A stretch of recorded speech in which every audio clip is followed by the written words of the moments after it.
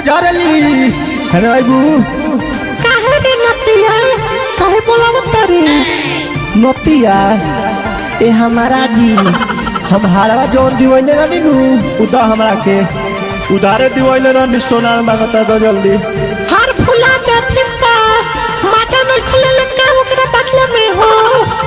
एगो हम ही माजा ले ले बानी तू ना ले लू दा हमार हाथ देबू कि ना के हला करी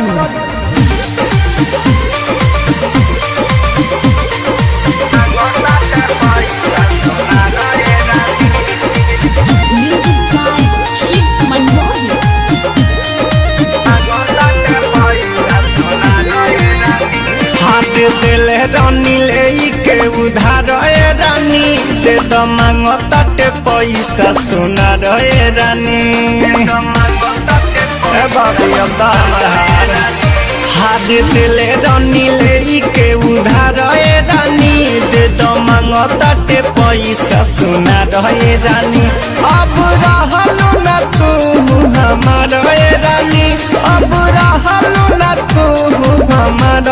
रानी हार दिल रानी ले के उधार रानी दे द मांगताटे पैसा सोना रे रानी हार दिल रानी ले के उधार रानी दे द मांगताटे पैसा सोना रे रानी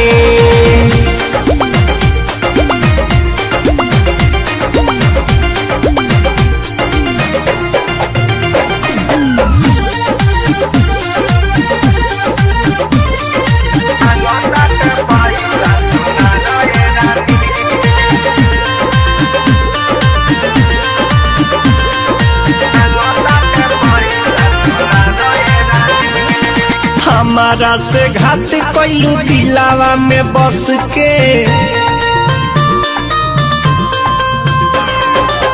राजा में डाले देलू तू तो हंस हंस के रानी बैठ गईलू पिया संगे गरिया में सट के हमारा पदे खलू ना एको बे पलट के के तारा रानी काट देलू तू पीरितिया के तारा रानी हार दिल रानी ले के उधार रानी दे द मांगताटे पैसा सोना रे रानी हार दिल रानी ले के उधार रानी दे द मांगताटे पैसा सोना रे रानी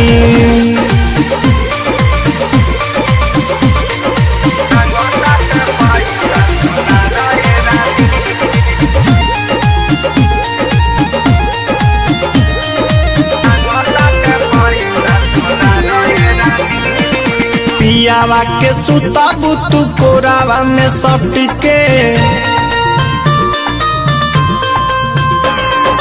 छोड़लू अजइया के घर के ना घाट के दादा रे चिन्ह नहीं पवनी हम ठगनी के जात के मननी न कबो अभिषेक के बात के अब घर से निकाली परिवार रानी अब घर से निकाली परिवार रानी हाथ दिल रानी ले के उधार